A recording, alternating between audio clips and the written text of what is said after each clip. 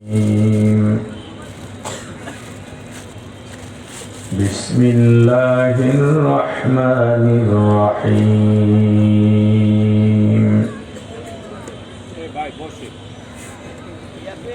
إنما المؤمنون الذين إذا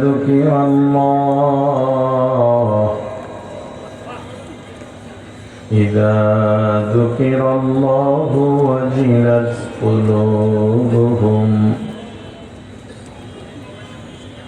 وإذا تليت عليهم آياته زادتهم إيمانا وهم يتوكلون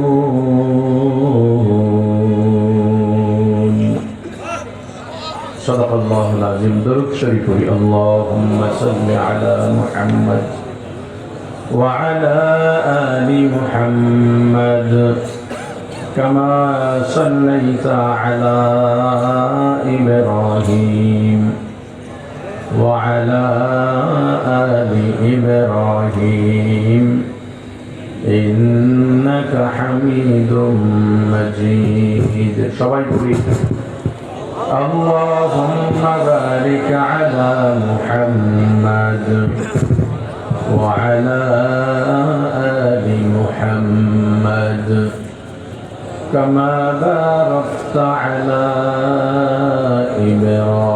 إبراهيم وعلى آل إبراهيم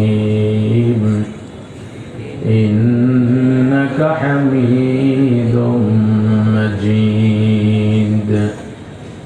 يا حي يا قيوم برحمتك استغيث أصلح لي شأني كله ولا تكلني إلى نفسي طرفة عين. الحمد لله. চরমনার নমুনায় ঐতিহ্যবাহী ঢাকা বিভাগীয় চরমনার নমুনায় 3 দিন ব্যাপী ওয়াজ মাহফিল ও হালকায় জিকিরের মুহতারাম সভাপতি 3 দিন ব্যাপী আজিমুস শান রহমতি বরকতি মজলিসের প্রধান অতিথি, আমাদের প্রাণের মানুষ, আমাদের শায়েখ, এদেশের মুক্তিকামী শান্তিকামী মানুষের রাজনৈতিক, আধ্যাত্মিক ও চারিত্রিক রাহবার, সকল শ্রেণী পেশার মানুষের প্রাণ পুরুষ হযরত পীর সাহেব হুজুর চরমনাই হাফিজাহুল্লাহ তাআলা, দেগার মুআজ্জাজ মুকাররম হযরত উলামায়ে কেরাম, দূর দূরান্ত থেকে আগত ইসলাম প্রিয়, দিন প্রিয়, মর্দে মুজাহিদ, আল্লাহ রাব্বুল আলামিনের আশিকিন, জাকিরিন, শাকিরিন মুসলমান ভাইয়েরা, কলিজার টুকরার সমবয়সী যুবক ও ছাত্র বন্ধুগণ, পর্দানিশী মা ও বোনেরা, আল্লাহ তাআলা দরবারে লাখো কোটি শুকর ও সুজুদ যেই মহান রব্বুল আলামিন আমাদেরকে হায়াতে তৈয়বা দান করে দুনিয়ার জান্নাতের বাগান কোরআন সুন্নাহর আলোচনার এই মোবারক মজলিসে আশা ও বসার মতো তৌফিক দান করেছেন, আলোচনা শোনার মতো সুযোগ করে দিয়েছেন, এজন্য শুকরিয়া আদায় করি আলহামদুলিল্লাহ।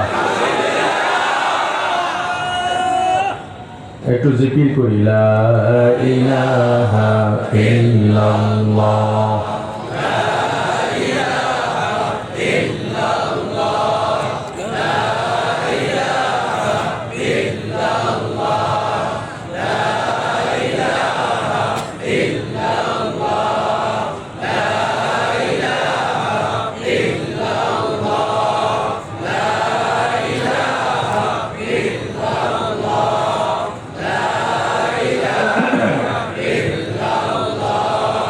لا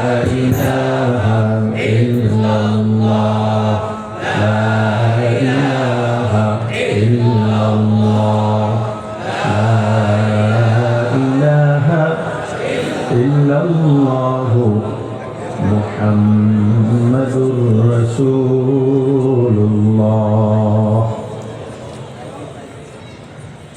আল্লাহ বলেন ইন্নামাল মুমিনুন, নিশ্চয়ই মুমিন তো তারা কারা, ইজা যিকির আল্লাহ, যখন আল্লাহর জিকির হয়, ওয়াজিলাত কুলুবুহুম, মুমিনের কলবে তখন কম্পন সৃষ্টি হবে। আলোচ্য বিষয় শর্ত দুইটাই মনে রাখবেন। মুমিনের এই আয়াতের ভিত্তিতে মুমিনের শর্ত বা মুমিনের পরিচয় আল্লাহর জিকির বলে কলবে কম্পন শুরু হবে। মুমিন যখন আল্লাহর জিকির শুনবে, দেখবে বা নিজে করবে, তখন তার ভিতর একটা উথাল পাথাল দুনিয়া বিষয়ে একটা উদাস ভাব চলে আসবে। তার জেহেন, তার মেধা, তার অন্তর কিছু একটা খুঁজে বেড়াবে। মুফাসসিরিনে কেরাম এই কম্পনকে মূলত আল্লাহ তাআলার ভালোবাসার কথা বলেছেন। আল্লাহর জিকির হলে মুমিনের কলবে আল্লাহর মুহাব্বত বাড়বে। জিকির মানে স্মরণ করা। জিকির অর্থ কি? স্মরণ করা। এখানে যেহেতু আল্লাহ স্মরণ বলেছেন, কার স্মরণ? জোরে বলেন না। আল্লাহর স্মরণ। এই আল্লাহর স্মরণ দুই ভাবে হয়। কয় ভাবে? একটা হলো লিসানি বা জবানি, আর একটা হলো ফেলি বা আমলি। জবানের মাধ্যমে অন্তরের জিকির তো থাকবেই।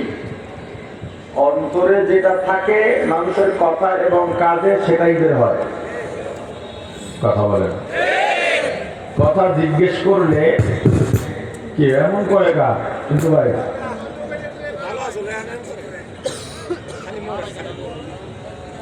আমি কোনো কথা, আমি না, শুধু এখানে বসে যে আলেম বয়ান করবেন তিনি আপনাদের কিছু জিজ্ঞেস করলে জবাব দেওয়া আপনার দায়িত্ব এবং সওয়াব হবে। আমি বলছি দুর্বল হই, শক্তিশালী হই, আমলদার হই, বেআমলদার হই, আমি আলেম, ছোট হই বড় হই, এতে সন্দেহ নেই। আলেম যেটাকে বলে আলেম, আলেম অনেক আছেন এখানে।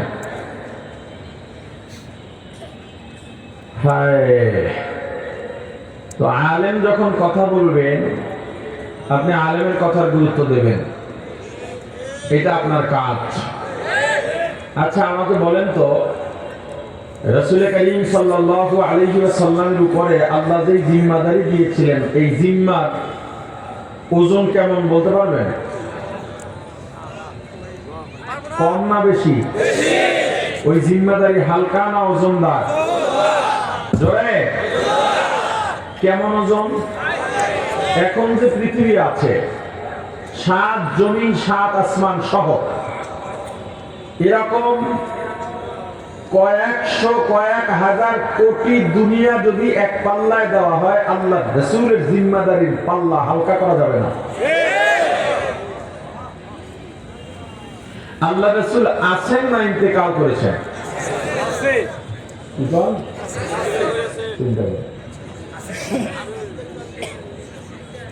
মানে ইন্তেকাল করেন নাই? প্রথমত কথা বুঝতে হবে, তারপরে জবাব দিতে হবে। ঠিক? এবার বুঝে বলেন, আল্লাহ রাসূল আছেন না ইন্তেকাল করেছেন? কিন্তু রাসূলের জিম্মাদারি ওখানেই খতম, ইন্তেকালের সাথে না, এটা বহাল আছে। জিম্মাদারি মানে একটা দায়িত্ব, দায়িত্ব প্রয়োগের জন্য দায়িত্বশীল লাগে। কর্তা লাগে। আল্লাহ রাসূলের উপরে যে দায়িত্ব ছিল বা জিম্মাদারি ছিল, রাসূল যতদিন ছিলেন তিনি সেটা পালন করেছেন দায়িত্বশীল হয়ে, জিম্মাদার হয়ে। এখন তো রাসূল ইন্তেকাল করেছেন, সেই ইন্তেকালের সঙ্গে জিম্মাদারিও কি ইন্তেকাল হয়ে গেছে না দাঁড়িয়ে আছে? রাসূল তো নাই, দায়িত্ব পালনের জন্য তো দায়িত্বশীল লাগে। জিম্মাদারি যেহেতু আছে, তাহলে জিম্মাদারও আছে। কথা বলে না? রাসূলের জিম্মাদারি ছিল, রাসূল ইন্তেকালের সাথে সাথে রাসূলের উপর থেকে জিম্মাদারি চলে গেছে। এরপরে জিম্মাদারি কারা পেলেন বলেন? আল্লাহ রাসূল বলেছেন, ইন্নাল উলামা ওয়ারাসাতুল আম্বিয়া।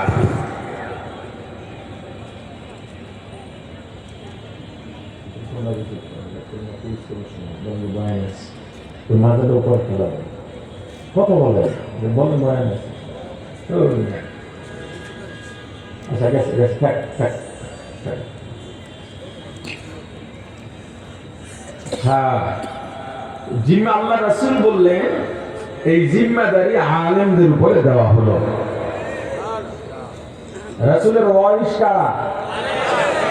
জোরে বলেন।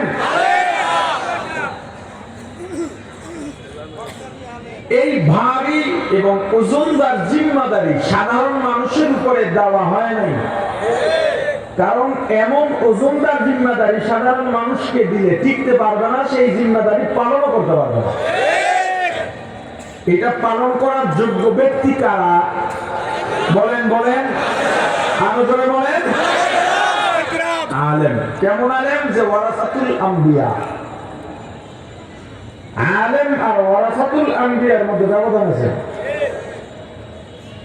আলেম যে কেউ হতে পারে, কিতাব পড়বে, তাফসীর পড়বে, হাদিস পড়বে, আলেম হয়ে যাবে, ওয়ারাসাতুল আম্বিয়া হবে না। ওয়ারাসাতুল আম্বিয়া যে রাসূলের জিম্মাদারি পালন করে সে। বুঝতেছেন না? আলেম তো দেশে বহু আছে, আছে না নাই? জাতি নিয়ে সবাই চিন্তা করে। দেখবেন আপনার এলাকায় বহু মসজিদ আছে, কিছু মসজিদের ইমাম, কেউ রাগ করবেন না আমার কথার সাথে মিলে গেলে, 40 বছর পর্যন্ত ইমামতি করে। এটা দোষের না। দোষের কোনটা জানেন? যখন বলে ওই এলাকায় ওই ইমামের বিরোধী কেউ নাই, সবাই ভালোবাসে, বুঝবেন ঘাপলা আছে। সে ওয়ারাসাতুল আম্বিয়া হতে পারে না, আলেম হয়েছেন, ইমাম হয়েছেন তিনি। যদি ওয়ারাসাতুল আম্বিয়া হতেনি, তাহলে রাসূলের যত দিক আছে ওই জিম্মাদারি পালন করতেন। রাসূলের জিম্মাদারি পালন করলে আবু জাহেল, আবু লাহাবের উত্তরসূরি যারা আছে, ওরা ওই ইমামকে ভালোবাসতে পারে।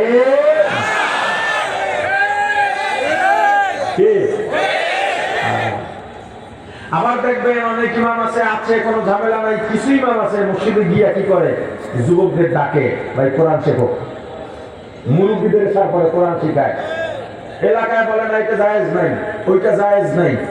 আর 10 জন ইমাম তাই না, তুমি একাই আলেম হইছো, আমরা কিছু বুঝি না, আমরা পারি না, না পারো না। কেন? সবাই ওয়ারাসাতুল আম্বিয়া হয় না। যে জাতিকে নিয়ে চিন্তা করে, যার চিন্তা আমার ঘরে ইসলাম লাগবে, সমাজ ইসলাম লাগবে, অর্থনীতির ইসলাম লাগবে, রাজনীতির ইসলাম লাগবে, রাষ্ট্রীয় ইসলাম প্রতিষ্ঠা করতে হবে, এই চিন্তা যারা করে তারা ওয়ারাসাতুল আম্বিয়া। এখন ওয়াজের মঞ্চে, আলোচনায়, জুমায় রাষ্ট্রীয়ভাবে ইসলাম প্রতিষ্ঠার বয়ান সব আলেম করেন না, সব ইমাম করেন না, সব পীর করেন না, সব ওয়াইজরা করেন না। যারা করেন তাদের সংখ্যা খুবই কম। উত্তরটা পাইছেন কিনা দেখেন, যে কিছু মানুষ আছে যারা জাতি নিয়ে চিন্তা করে, তাদেরকে অনেকে বলে তোমার এত গায়ে বাজে কিসের জন্য, তোমার এত দরকার কি? কথা বলে চুপ থাকতে পারো না? না, সবাই চুপ থাকতে পারবে না। আচ্ছা, তাহলে রাসূলের জিম্মাদারি দিলেন কাদের উপরে? জোরে সাধারণের উপরে। সাধারণকে আলেমের মুখাপেক্ষী করে দেওয়া হয়েছে। যে যার কাছে মুখাপেক্ষী তার সামনে মাথা উঁচু করা যায় না, তাকে ধমক দেওয়া যায় না। গোলাম আর মুনিব, এখানে কে কার কাছে ঠেকা? মালিক গোলামের কাছে না গোলাম মালিকের কাছে? কে কার কাছে মুখাপেক্ষী? মালিক গোলামের কাছে না গোলাম মালিকের কাছে? অতএব গোলাম তুমি যেহেতু মালিকের মুনিবের মুখাপেক্ষী, অতএব মালিকের সামনে কখনো মাথা উঁচু করবে না।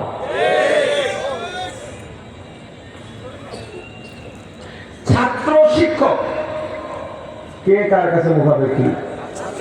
বলেন না।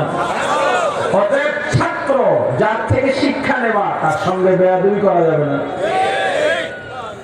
বাবা সন্তান কে কার কাছে মুখাপেক্ষী? বলে না। তো সন্তান বাবার সঙ্গে দুর্ব্যবহার করা যাবে না। মাথা নত করে থাকো। আল্লাহ মাবুদ আর আবেদ, আল্লাহ আর বান্দা কে কার কাছে মুখাপেক্ষী? কথা কয় না। অতএব বান্দা আল্লাহর সামনে সবসময় বিনয়ী থাকো। আল্লাহ তো দেখি না। যখন নামাজে দাঁড়াও, যখন জিকিরে বসো, ইস্তেগফারে বসো, তেলাওয়াত করো, দুনিয়ায় চলো, সবসময় ভদ্রতা প্রকাশ পাবে। শুধুমাত্র আমার মনিব, আমার মাহবুবের বিরুদ্ধে কেউ কিছু বললে, আমার মাহবুবের বিধানের বিরুদ্ধে কেউ কিছু বললে, আমার মাহবুবের নাজিলকৃত কিতাবের বিরুদ্ধে কেউ কিছু বললে, আমার মাহবুবের প্রেরিত রাসূলের বিরুদ্ধে কেউ কিছু বললে, তখন আর আবেদ মাথা নত করে থাকবে না, বুক টান করে সামনে এগিয়ে যাবে। রক্ত দিতে হলে রক্ত দেবে, জীবন দিতে হলে জীবন দেবে, জেলে যাওয়া লাগলে যাবে, রিমান্ডে যাওয়া লাগলে যাবে, তবুও মাহবুবের অবমাননা হতে দেবে না।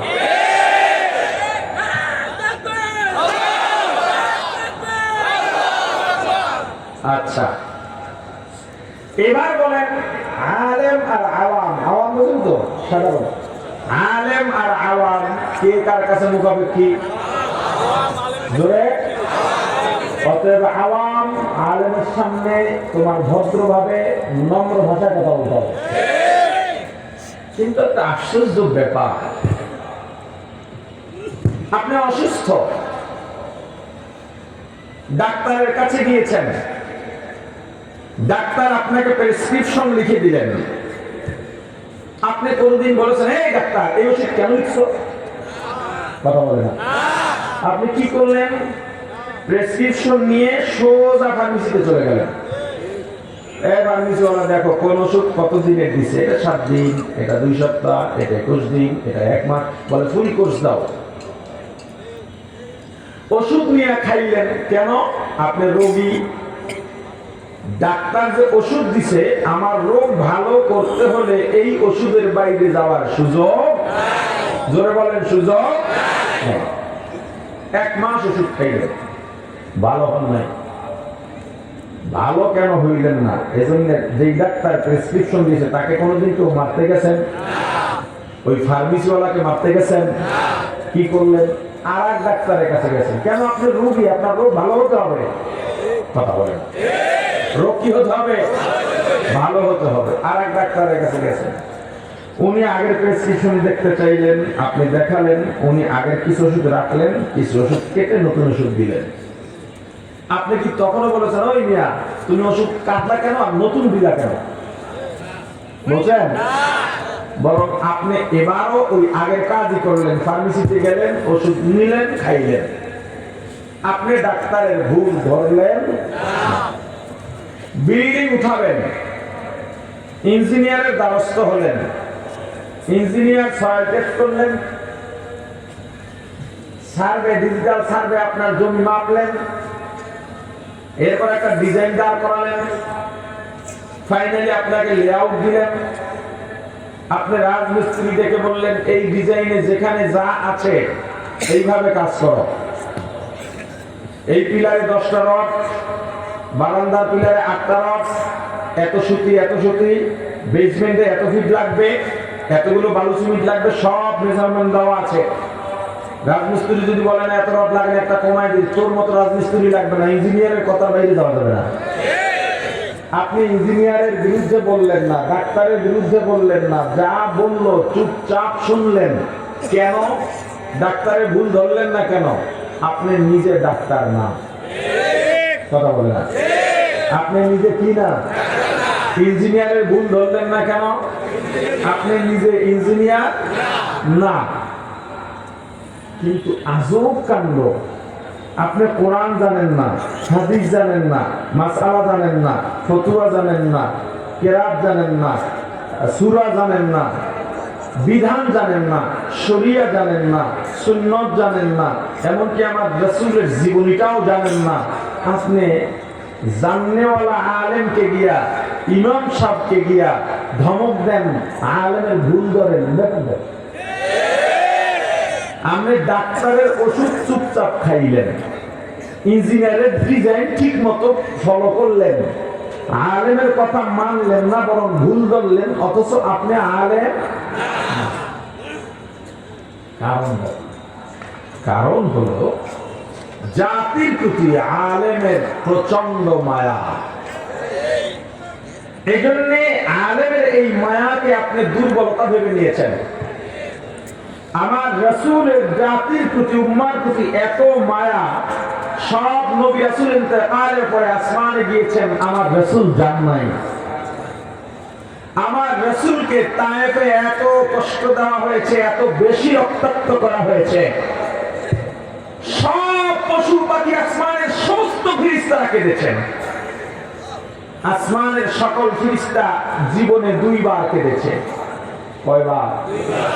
একবার কেঁদেছে পয়গম্বর ইব্রাহিম নিজের সন্তান আরেক পয়গম্বর ইসমাঈলকে যখন মিনায় ছুরির তলে দিয়েছে, তখন আসমানের সব ফেরেশতারা কেঁদেছিল যে আল্লাহ আপনি এবার কবুল করেন, ইসমাঈলকে বাঁচায় দেন। দ্বিতীয়বার কেঁদেছি আমার রাসূলকে যখন তায়েফে স্মরণকালের শ্রেষ্ঠ যন্ত্রণা দেওয়া হয়েছে, অত্যাচার করা হয়েছে, পাথর মারা হয়েছে।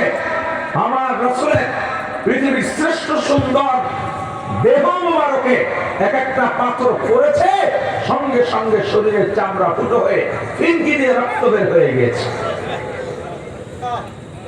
আমার রাসূল এত বেশি ক্লান্ত হয়েছিলেন সেদিন। হযরত যায়েদ রাদিয়াল্লাহু তাআলা আনহু ছিলেন আল্লাহর রাসূলের আযাদকৃত গোলাম। তাইফে আমার রাসূল দেখেন, ওই যে আগে বলছিলাম তোমার এত দরকার কি? যারা ওয়ারাসাতুল আম্বিয়া তার দরকার কেন? আমার রাসূল তাইফে যাওয়ার দরকারটা কি ছিল? তার তো সামনের পিছনে সব গুনাহ। আরে কথা বলেন, মক্কা থেকে তাইফের দূরত্ব 70 থেকে 80 কিলো, 6000 ফিট উঁচা। মক্কা থেকে পুরাটা উঁচা। এখন তো যানবাহন যায়, ফোরওয়ার গাড়ি হলে মোটামুটি তাই ওঠা যায়, অনেক গাড়ি হিট হয়ে যায়, উঁচা তো উঁচা যাইতে যেতে হয়। তখন কি এরকম রাস্তা ছিল? গাড়ি ছিল? আমার রাসূলের দরকার কেন? তার তো সামনের পিছনে সব নামাজ। এখানে যেই উত্তর আপনি দেবেন, যেই আলেমরা কথা বলেন, জাতির চিন্তা করেন, তাদের ক্ষেত্রে ওই একই উত্তর, তারা ওয়ারাসাতুল আম্বিয়া।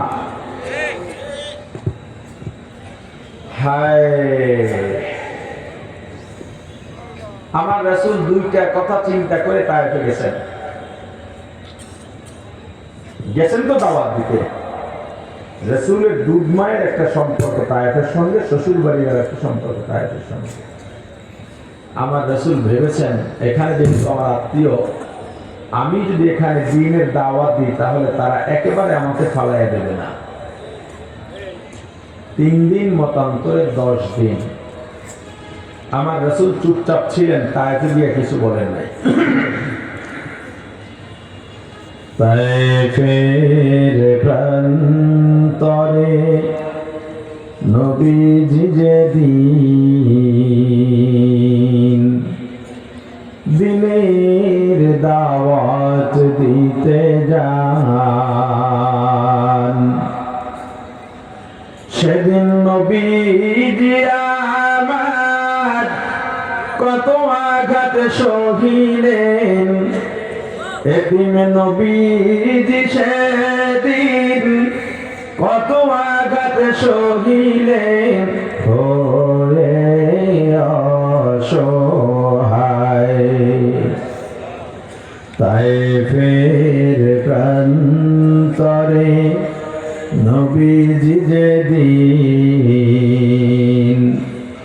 দিনের দাওয়াত দিতে যান, যায়েদকে সাথে নিলেন, 3টি দিন দাওয়াত দিলেন। একটা কাফের দিন করলো না কবুল, যায়েদকে সাথে নিলেন, 3টি দিন দাওয়াত দিলেন। একটা কাফের দিন করলো না কবুল, বরং পাগল বলিয়া দিল তাড়াইয়া, পাগল বলিয়া দিল তাড়াইয়া। চিনল না ওই দুর্ভাগার দল আল্লাহরই রাসূল, চিনল না ওই দুর্ভাগার দল আল্লাহরই রাসূল। সেদিন নিরাশ হয়ে নবীজি আসতেছিলেন ফিরিয়া, হয়ে অসহায়। তায়েফের প্রান্তরে নবীজি যেদিন দিনের দাওয়াত দিতে যান, রাসূল আমার তায়েফে গেলেন। 3 দিন মতান্তরে 10 দিন পর লোকালয়ে বের হয়ে সবাইকে ডাকলেন, দিনের দাওয়াত দিলেন। তায়েফবাসী শোনো, আমাকে আল্লাহ রিসালাত দান করেছেন, আমি তোমাদের মুক্তির পথ দেখাইতে এসেছি। আল্লাহ রাসূল দাওয়াত দিতে দেরি, কাফেররা ঐক্যবদ্ধভাবে সব একত্র হইয়া আমার রাসূলকে ঘৃণা ভরে প্রত্যাখ্যান করলো। শুধু তাই নয়, দুষ্ট ছেলেদের লেলিয়ে দিল, দেখো এই যে একজন মুসাফির দেখা যায়, এ আমাদের দুশমন, ইনি একজন পাগল, একে এমন ভাবে পাথর মারো, পাথর মারতে মারতে তায়েফের বাইরে বের করে দাও। পাথর মারা শুরু হয়। হযরত যায়েদ রাদিয়াল্লাহু তাআলা আনহু একবার ডানে যান আর একবার বামে যান আর একবার পেছনে যান। যখন পেছনে যান, ডান আর বাম দিক দিয়ে আমার রাসূলের গায়ে পাথর পড়ে। যখন ডানে যান তখন পেছন আর বাম দিক দিয়ে পাথর পড়ে। যখন ডান দিকে যান তখন পেছন আর বাম দিক দিয়ে আমার রাসূলের গায়ে পাথর পড়ে। হযরত যায়েদ আক্রান্ত হলেন। আমার রাসূলের শরীরে এমন ভাবে পাথর মারা হয়, বৃষ্টির মতো চতুর্দিক থেকে পাথর পড়ে। আমার রাসূলের শরীরে যেই জায়গার মধ্যে পাথর পড়ে, সঙ্গে সঙ্গে ফুটা হয়ে রক্ত প্রবাহিত হয়ে যায়। এমন ভাবে রক্তাক্ত আমার রাসূল হলেন। সুন্দর শরীর মুবারক, মাথার উপরে বালতি দিয়ে পানি ঢাললে যেভাবে শরীর থেকে পানি বেয়ে বেয়ে পড়ে যায়, আমার রাসূলের শরীর থেকে ওইভাবে রক্ত পড়া শুরু হয়। রক্ত বাইয়া বাইয়া পড়তে পড়তে আমার রাসূলের পায়ের সঙ্গে জুতা, রক্ত জমাট পায়ের সঙ্গে জুতা আটকে যায়। আমার রাসূল দুর্বল হয়ে গেলেন, হাঁটতে পারেন না। কাফেররা দ্রুত বের করার জন্য পেছন থেকে আমার রাসূলকে ধাক্কা দিয়া বলে, দ্রুত হেঁটে বের হয়ে যাও। আমার রাসূল এতটা দুর্বল, ওই ধাক্কা সহ্য করতে না পারে পিছন থেকে ধাক্কা দেওয়ার সঙ্গে সঙ্গে আমার রাসূল উপর হয়ে জমিনের মধ্যে পড়ে যান। আবার কোন মতে আমার রাসূল ওঠার চেষ্টা করেন, সোজা হয়ে দাঁড়াতে পারেন না, আবার ধাক্কা দিয়ে ফেলে দেন। ও মুমিন, আমার রাসূলের উম্মত, আমার রাসূলের ওই দৃশ্যটা তুমি কল্পনা করার চেষ্টা করো। আমার রাসূলের অবস্থা ওই সময় কি হয়েছিল আমার রাসূল কতটা কষ্ট পেয়েছিলেন, আর তুমি আলেম দাবি করো। যে আলেম জাতি নিয়ে ভাবে, তুমি তাকে ফতোয়া দাও আমি রাজনীতি করি না। রাজনীতি করি না এক কথা, যারা রাজনীতি পছন্দ করি কথা বলে না। একজনে নামাজ পড়ে না এক কথা, আর একজনে যদি বলে নামাজ পছন্দ করি না, জান্নাতের একেবারে চৌরাস্তা গিয়ে দাঁড়াইবে। হ্যাঁ, জান্নাতুল ফেরদাউস তো তার জন্যই নাকি?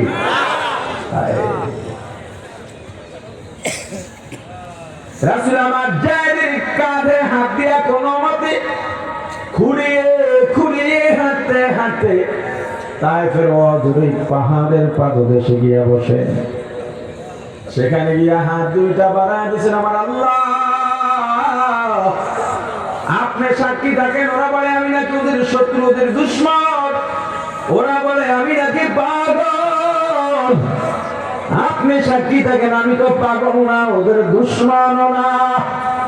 ফেরেশতা এসে গেছেন, হুজুর আপনি বলেন আপনার আজকের কান্না, আজকের কষ্টে আসমানের সমস্ত ফেরেশতারা কাঁদে, পশু পাখি কাঁদে, গাছপালা কাঁদে, নদী নালা কাঁদে, কেউ বাকি নাই যারা আজকে কাঁদে না।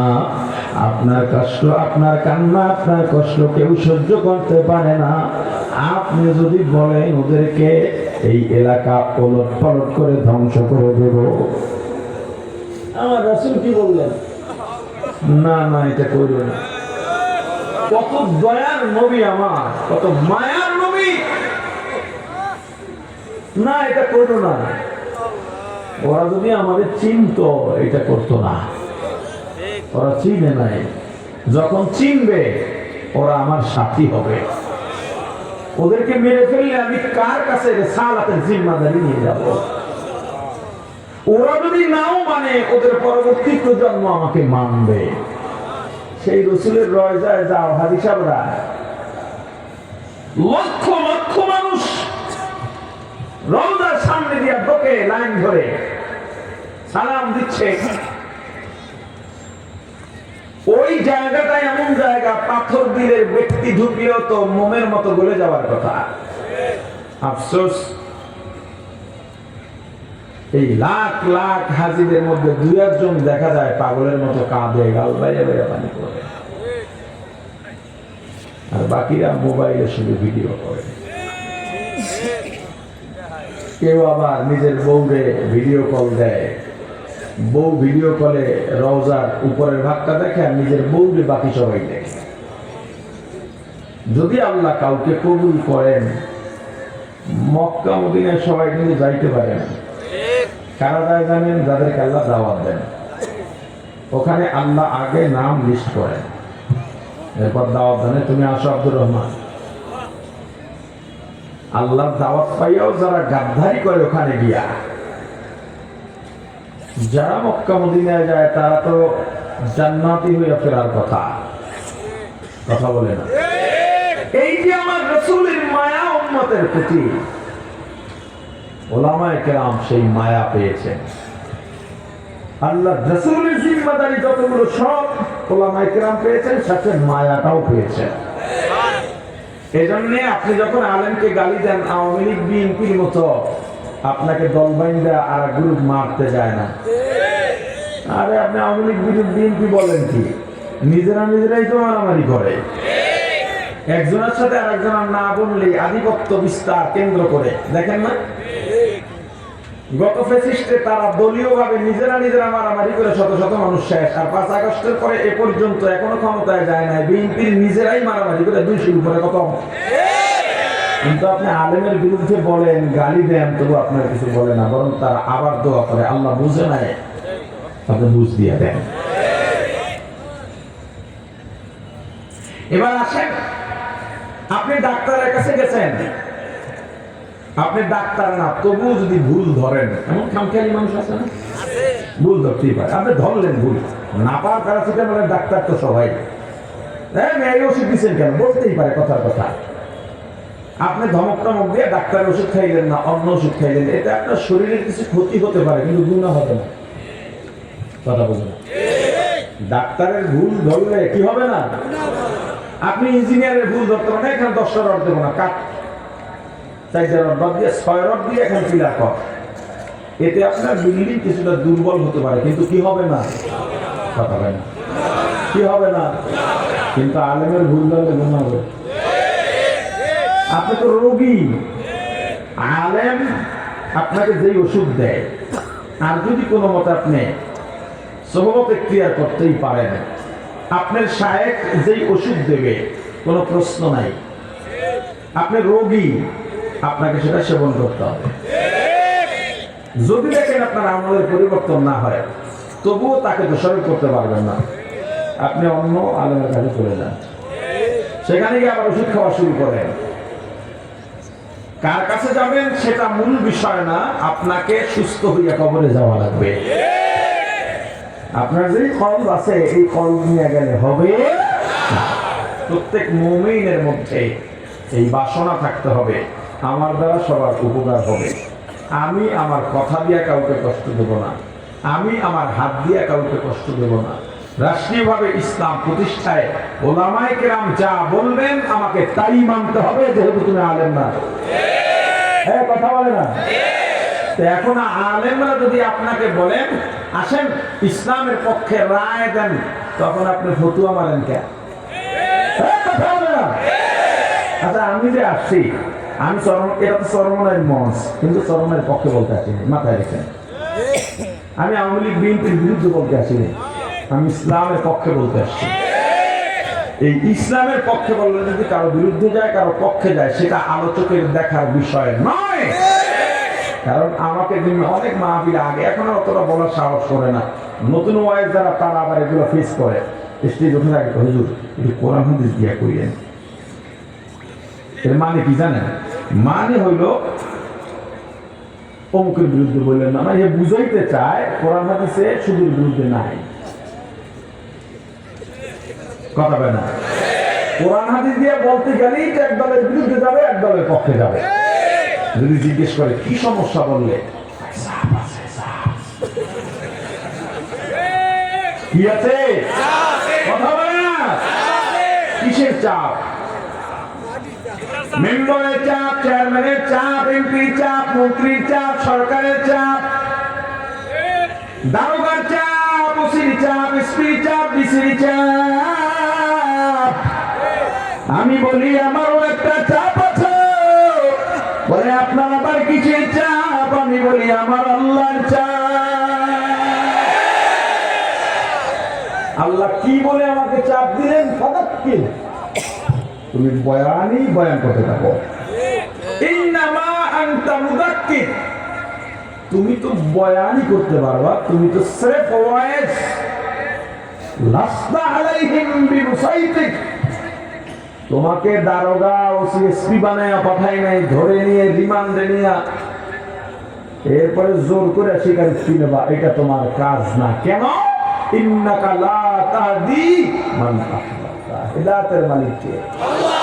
আমার রাসূলকে আল্লাহ বলে দিয়েছেন, হাবিব আমার, আপনি হিদায়াত দিতে পারবেন না। আপনি কতটুকুর মালিক? ইসাল ইলা তারিক, আমি আপনাকে রাস্তা দেখাবো, এইটা জান্নাতের পথ, এই কাজ করলে জান্নাত, এইটা জাহান্নামের পথ, এই কাজ করলে জাহান্নাম। মানা না মানা আপনার ব্যাপার।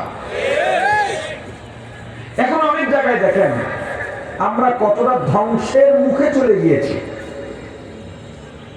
ওয়াজে উঠে আলেম কোরআন সুন্নাহ থেকে বয়ান করতেছেন, আরেকজন সূরাতুল কাউসার, কোরআনের সবচেয়ে ছোট সূরা, জিজ্ঞেস করলেও বলতে পারবে না, সে গিয়ে বলে ওয়াজ করা। হ্যাঁ, আমার কাছে মাঝে মাঝে মনে হয় এই লোকগুলো এখন যদি আল্লাহ রাসূল থাকতেন, তাহলে রাসূলের পক্ষে না গিয়ে আবু জাহেলদের কাতারে দাঁড়াই যেত। তারা আবু জাহেলের সুরে সুর মিলায়া বলতো মুহাম্মদ মিথ্যা নবী। তুমি আওয়াম, তুমি সাধারণ, আলেম যেটা বলেন এটাই তুমি মানবা। আচ্ছা, কোরআনে রাজনীতি আছে কি নাই এটা জানেন কারা? আলেম না বেআলেম? কোরআন হাদিসে রাজনীতি আছে না নাই এটা বলবেন কারা? আলেম না বেআলেম? আচ্ছা কোন আলেম আজ পর্যন্ত বলছেন কোরআনে রাজনীতি নেই? কথা বলে না, জোরে বলেন না। বলে কারা? যে আলেম না। কে?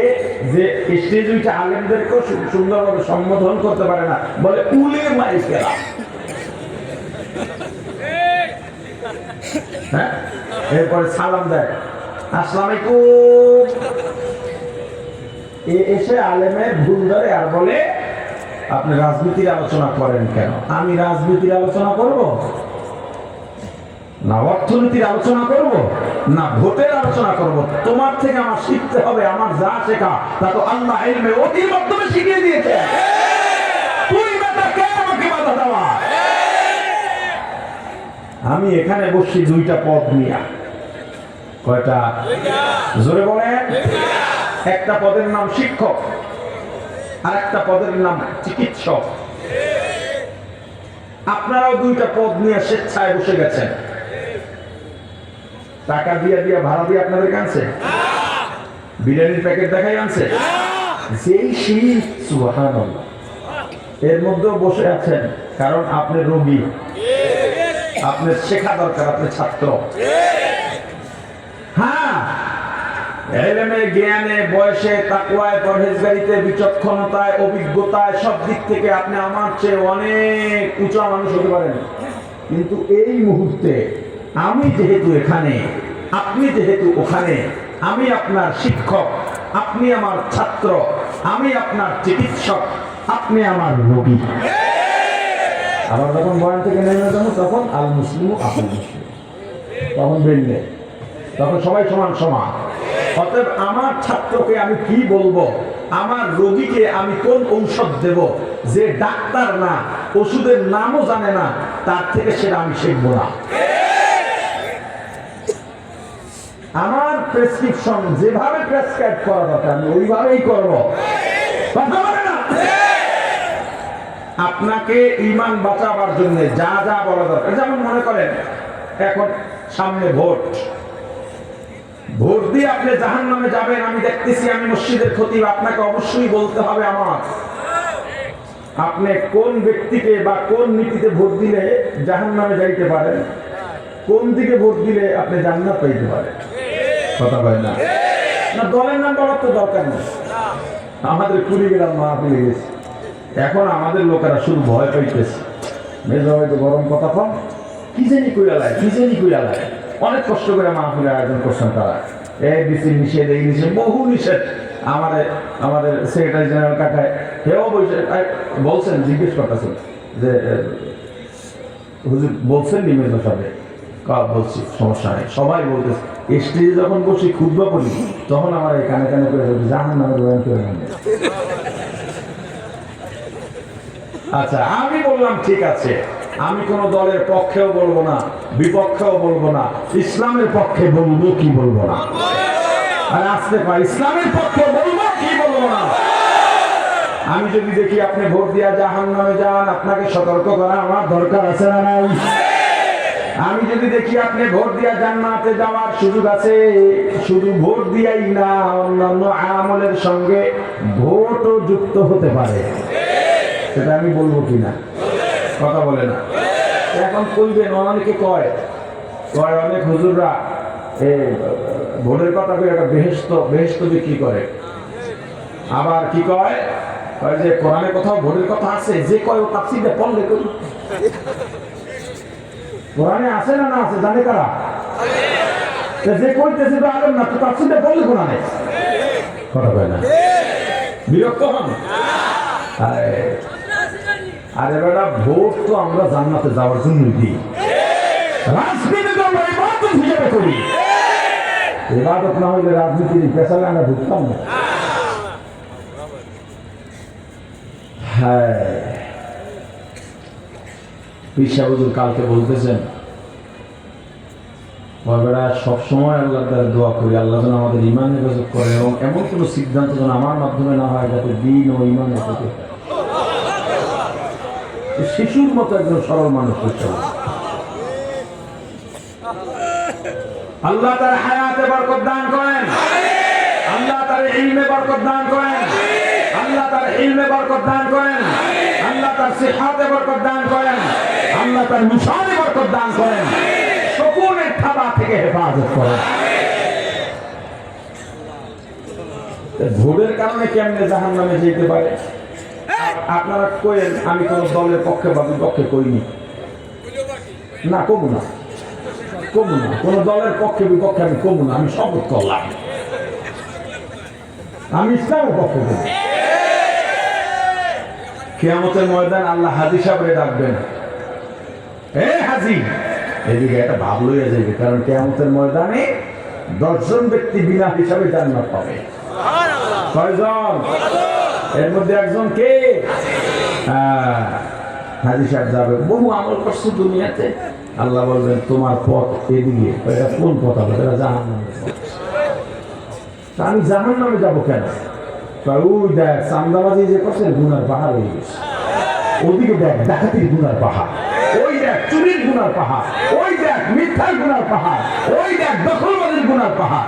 কত মানুষের চোখের পানি তুই ফালাইছ। আমি তো অবাক। আল্লাহ 5 ওয়াক্ত তো দূরের কথা, তাহাজ্জুদ নামাজও কোনোদিন কাজা হয় নাই, ইশরাক আবাবিন 4 নামাজও বাদ দিই নাই, জীবনে কত নফল নামাজ পড়ছি তার কোনো হিসাব নাই। ও আল্লাহ, ইস্তিগফার, তাসবিহ, দরুদ কত পড়া পড়ছি হিসাব নাই, মাসে 1-2 বার কোরআন খতম করে ফেলেছি। ও আল্লাহ, রমজানে হারামাইন শরীফাইন বাইতুল্লাহ মসজিদে নববীতে ইতিকাফ করেছি। ও আল্লাহ, এত বেশি দান সদকা করেছি, যেই দান সদকার কোনো হিসাব নাই। আমার উপরে একটা কুরবানি ওয়াজিব, আমি 10টা পশু জবাই করেছি। আল্লাহ, যাতে এলাকার গরিব মানুষ ঈদের আনন্দ পায়, চুরি তো দূরের কথা, ডাকাতি দূরের কথা, চাঁদাবাজির প্রশ্ন আসে না। আল্লাহ বলবেন ভোট দিছিলা কারে?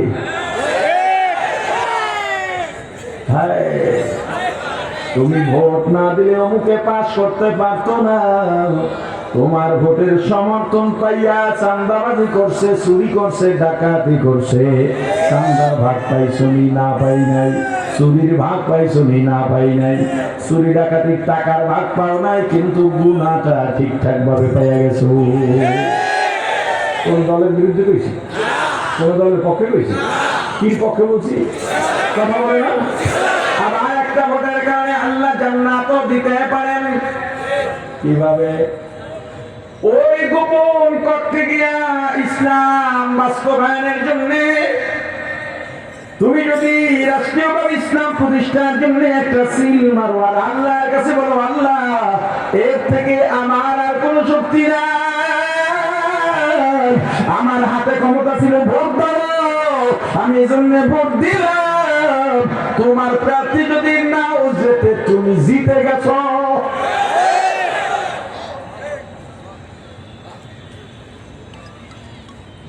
কি পক্ষে বিপক্ষে কইছি? কোন পক্ষে কইছি? কথা বলে না। ঈশার চরমনাই এভাবে মানুষের ঈমান হেফাজতের জন্য কথা বলেন বলে আজকে টার্গেটে পড়ে গেছে। শায়েখে চরমনাই টার্গেটে পড়ে গেছেন। কুড়িগ্রামে বলেছিলাম, আজকেও বলি, শায়েখ দয়কে উদ্দেশ্য করে বলি, কোন রক্তচক্ষুকে ভয় পাবেন না। সরকার জ্ঞান দিতে যাচ্ছে, আপনাদের জ্ঞান লাগবে না।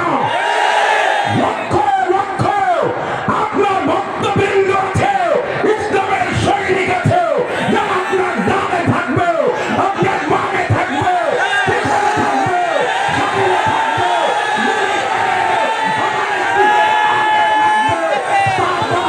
দিকে যাবে ইনশাআল্লাহ।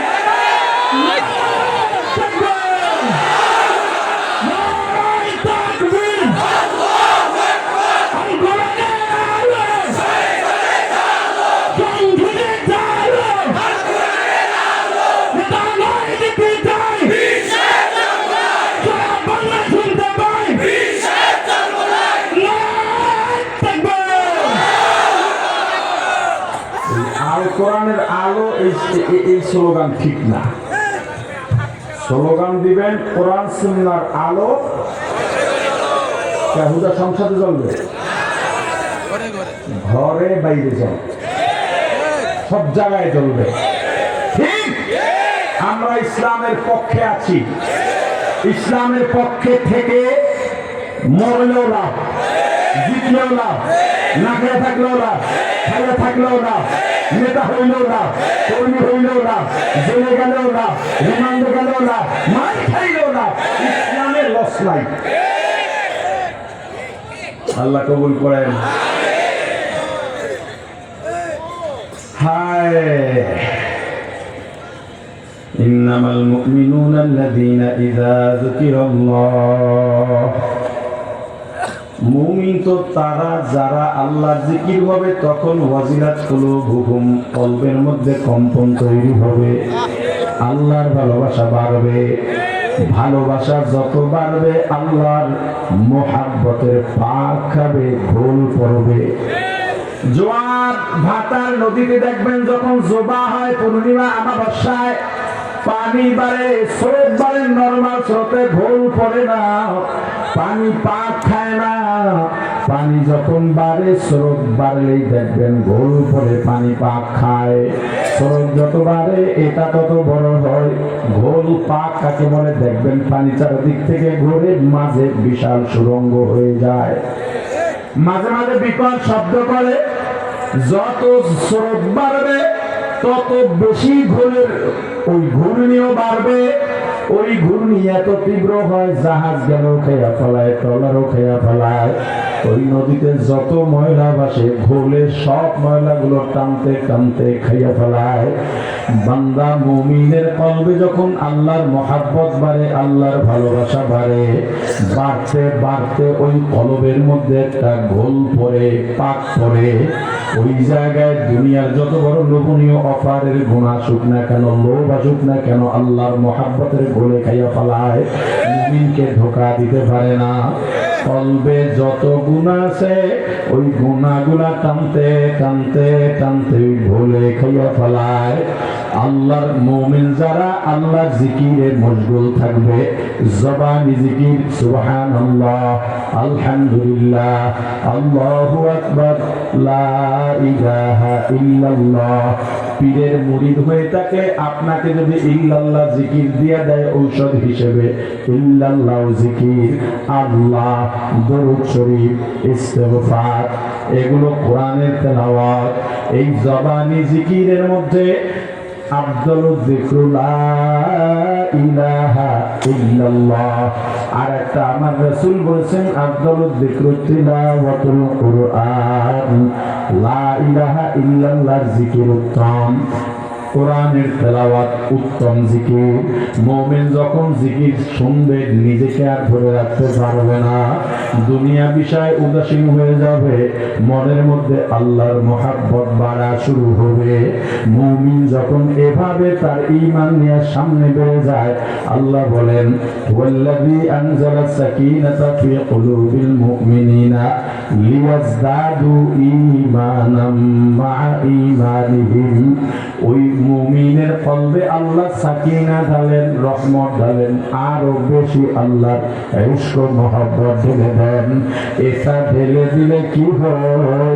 লিয়াজদাদু ঈমানাম মা'a ঈমানিহিম।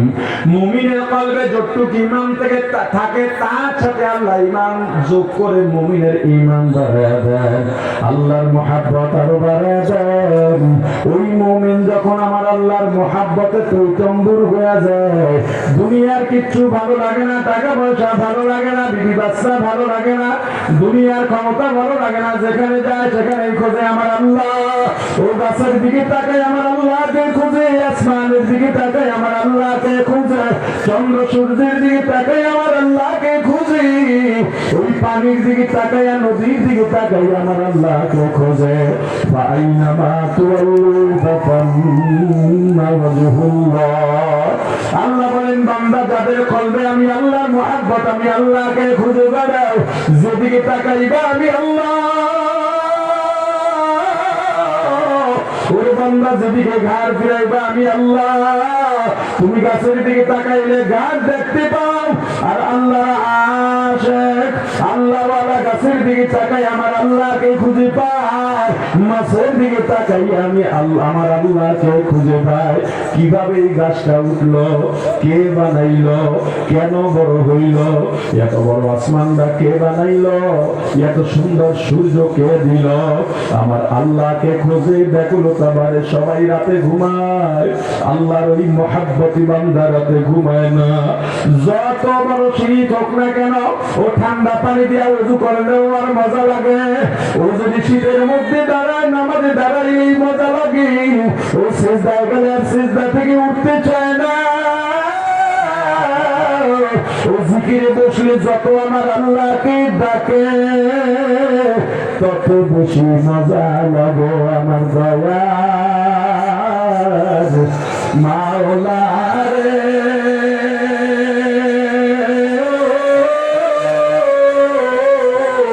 আমার দয়ার মাবুদ রে, কোথায় গেলে পাবো আপনার ঠিকানা, কোথায় গেলে পাবো আপনার ঠিকানা, আপনাকে পাইবার আসে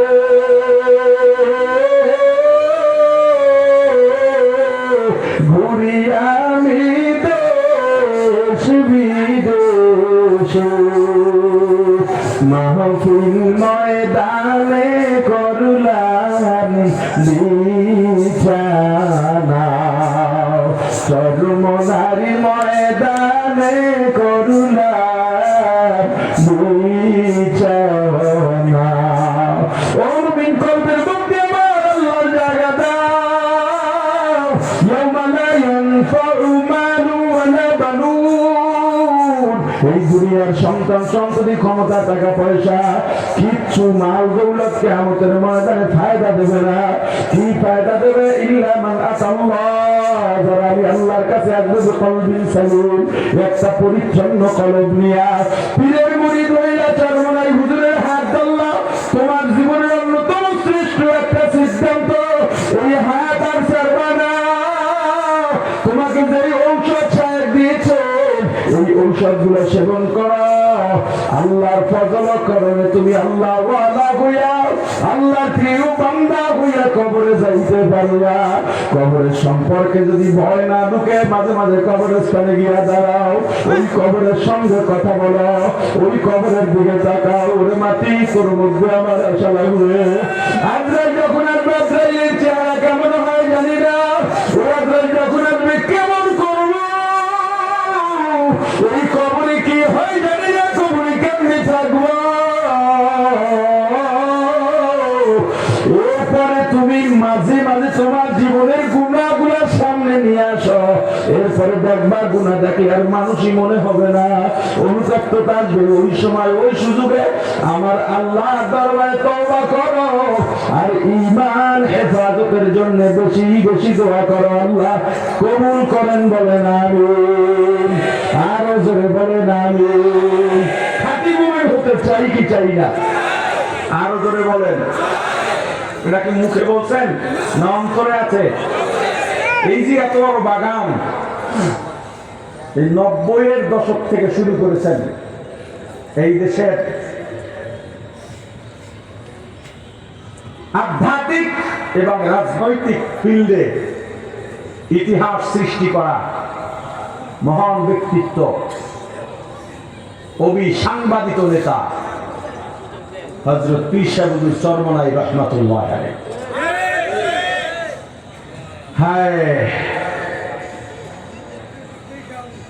এরপরেই মোড়লগঞ্জের হুজুর আসবেন, বয়ান করবেন, দোয়া হবে। দ্বিতীয় দিনের কার্যক্রম তার মাধ্যমে শেষ হবে। একজন মানুষ ওঠা বসা করবেন না। আমি গুনাহগার মানুষ, মুসাফির মানুষ। এই মাহফিলে একটা প্রতিকূল পরিবেশ, প্রতিকূল আবহাওয়ার মধ্যে আল্লাহ কবুল করেছেন, এতেই আমরা খুশি এবং শুকরিয়া আদায় করি। জোরে বলেন। এই মাহফিলের খরচের জন্য আমি একটু হাত বাড়াবো। আমরা তো মাহফিলে গেলে টেহা নেই, কথা পাই না। আমি আজকেই আগে বিষয়টা দিয়ে রয়েছি।